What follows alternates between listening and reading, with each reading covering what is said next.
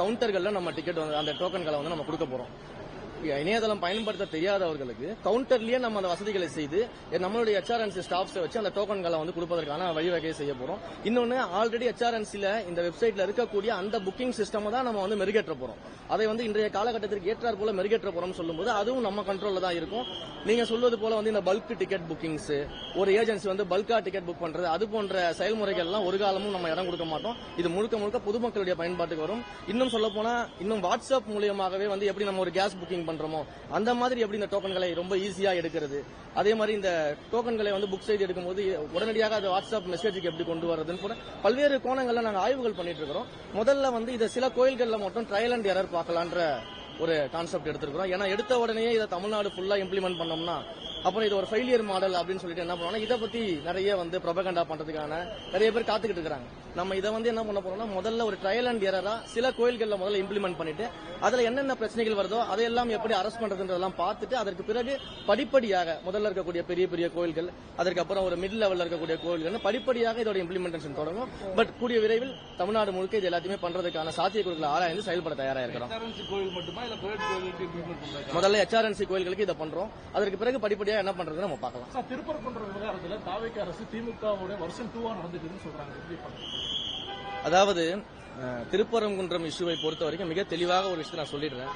நான் இந்து சமய அறநிலைத்துறையின் அமைச்சராக இந்த துறையினுடைய அட்மினிஸ்ட்ரேஷன் என்னவோ அதை நான் பார்த்துக்கிட்டு இருக்கேன்.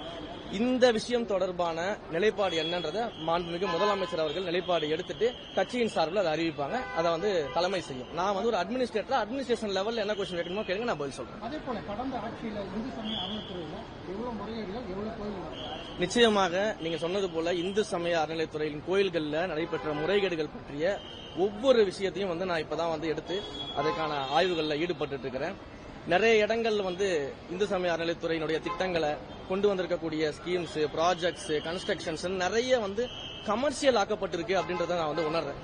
அப்ப இதை யார் செஞ்சாங்க, எதற்காக செஞ்சாங்க, இதுல யாரெல்லாம் பயனடைஞ்சிருக்கிறாங்க, இத மாதிரியான பல்வேறு விஷயங்கள் ஒவ்வொரு விஷயங்கள்லயும் அன்னதானமாக இருக்கட்டும், இல்ல நிறைய கன்ஸ்ட்ரக்ஷன் ஒர்க்ஸ் பண்ணதாக இருக்கட்டும், இல்லை வந்து இந்த கோயில்கள்ல இருக்கக்கூடிய உண்டியல் காணிக்கைகளாக இருக்கட்டும், இல்ல தங்கங்களை உருக்கி அதை வந்து டெபாசிட் செய்ததாக இருக்கட்டும்னு பல்வேறு விஷயங்களை வந்து இப்பதான் ஆரம்பிச்சு ஒவ்வொன்றா பார்த்துக்கிட்டு இருக்கிறோம்.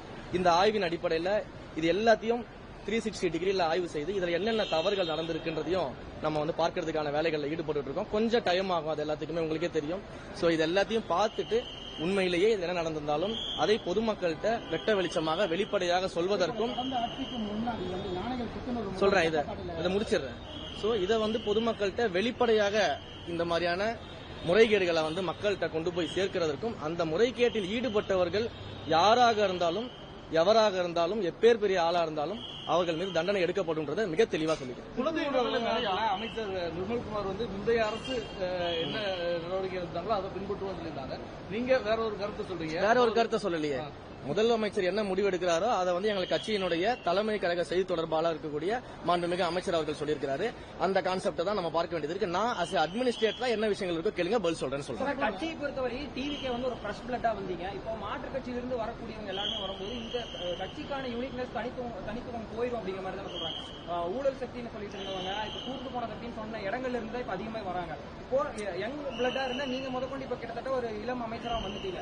இனி வரக்கூடிய நாட்கள்ல பிரதிநிதித்துவம் கட்சியில ஏற்கனவே ரசிகர் மன்றத்திலிருந்து வந்தவங்களுக்கானது இருக்கு. அதுல ஒரு எதிர்பார்ப்போட தான் வந்திருப்பாங்க. கட்சிக்குள்ள இருக்கிறவங்களுக்கான செயல்பாடுகள் எப்படி இருக்கும்? தமிழக வெற்றி கழகத்தை பொறுத்த வரைக்கும் நீங்க ஒரு விஷயத்தை தெளிவா புரிஞ்சுக்கணும். மற்ற கட்சிகளில் இருக்கக்கூடிய தலைவர்கள் போல கிடையாது எங்களுடைய மாண்புமிகு முதலமைச்சர். எங்கள் கட்சியை பொறுத்த வரைக்கும் எங்களுடைய கொள்கைகள், கோட்பாடுகள், செயல் திட்டங்கள், எங்களுடைய விஷன், எங்களுடைய மிஷன் என்னவோ அதை உள்வாங்கிக்கிட்டு ஏற்றுக்கொண்டு அப்படி நடைபெறக்கூடிய வகையில வந்தா மட்டும்தான் நாங்க அனுபவிப்போம். அப்ப இதை ஏற்றுக்கொண்டு நாங்க வரோம், நீங்க சொல்றபடி நாங்க நடந்துக்கிறோம் அப்படின்ற முறையில உள்ளவர்களுக்கு மட்டும் தான் இங்க அனுமதி கிடைக்கும். இங்க பொறுத்த வரைக்கும் தமிழக வெற்றி கழகத்தை பொறுத்த வரைக்கும் நீங்க சொன்னது போல எந்த விதமான தவறுகளும் நடப்பதற்கு ஒரு காலமும் எங்களுடைய மாண்புமிகு முதலமைச்சர் தலைவர் தளபதி அவர்கள் அனுமதிக்க மாட்டாரு. அதை வந்து அவரே நேரடியாக கண்காணிப்பாரு அப்படின்றது எங்களுக்கு தெரியும். ஏன்னா ஒவ்வொரு இடங்களிலும் எங்களுக்கே அவர் இன்ஸ்ட்ரக்ட் பண்றது அதுதான். அதிமுக தீர்ந்து போன சக்தி இல்ல, தீர்த்து கட்ட போற சக்தி அப்படின்னு சொல்லி தாவேக்கு ஐடி விங்குக்கு ஏடிஎம்கே ஐடி விங் வந்து ஒரு இது கொடுத்திருக்காங்க, கண்டனம் கொடுத்திருக்காங்க. நிலவரம் என்ன நடந்துட்டு இருக்குன்னு உங்களுக்கே தெரியும். நீங்க பத்திரிகையாளர்கள் பாக்குறீங்க, மக்கள் பாக்குறாங்க. இதுக்கு மேலேயே நான் பதில் சொல்லி தெரியணும்.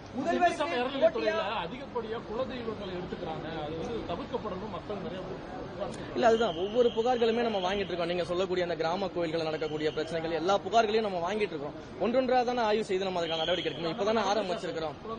நிறைய கம்ப்ளைண்ட்ஸ் வந்த மேனிகள் தான் இருக்குது. அதை விசாரிக்கணும். தீர விசாரிச்சு 2 பார்ட்டி பக்கம் விசாரிச்சாதான் நமக்கு என்னன்னு தெரியும். அதற்கான ஆய்வு எல்லாம் மேற்கொள்ளணும். கோயில் யானைகளுக்கு புத்துணர்வு முகாம் போட்டு மேட்டுப்பாளையம் தெப்பக்காட்டுல பண்ணியிருந்தாங்க, அதிமுக ஆட்சியில் பண்ணியிருந்தாங்க. மாண்புமிகு தமிழ்நாடு முதலமைச்சர் அவர்களிடம் வந்து இந்த விஷயத்தை நான் சொல்லியிருந்தேன். கடந்த முறை வந்து டிபார்ட்மெண்ட் மீட்டிங் போகும்போது சார்ட்ட சொல்லியிருந்தேன். பல ஆண்டுகளாக இது நடக்காம இருக்குது. அதே போல நிறைய யானை பாகன்கள் வந்து இதை வந்து ரிக்வஸ்ட் பண்ணி கேட்கறாங்கன்னு சொல்லும்போது மாண்புமிகு தமிழ்நாடு முதலமைச்சர் அவர்கள் உடனடியாக அதற்கு என்ன நடவடிக்கை எடுக்குமோ எடுத்து அந்த யானைகளுக்கான புத்துணர்வு முகாமை நடத்துங்கன்னு சொல்லி உத்தரவு போட்டிருக்காரு. அதற்கான பணிகள் மேற்கொள்ளப்பட்டு அபிஷியலாக அறிவிக்கப்படும். இளம் வாக்காளர்களை கவர்வதற்காக டிஎம்கே ஒரு பக்கம் ஜென்சி மீட்டிங் நடத்துறதாகட்டும், அண்ணாமலை புதிய பொருசா விஜய்க்கு மாற்றா வருவாருங்கிற அளவுக்கு பேசுபொருளா இருக்கிற வரைக்கும் வந்துட்டு இருக்காரு. தாவேக்கா இருக்கக்கூடிய மற்றவர்களுக்கு கொள்கைகளை வந்து இன்னும் ஸ்ட்ராங்கா வலியுறுத்துறதுக்கு என்ன மாதிரி நடவடிக்கை எடுத்து போகுது? எங்களுடைய கொள்கைகள்ல நாங்க மிக ஸ்ட்ராங்காக இருக்கிறதுனால தான் மக்கள் ஆட்சி அதிகாரத்தில் கொடுத்திருக்காங்க.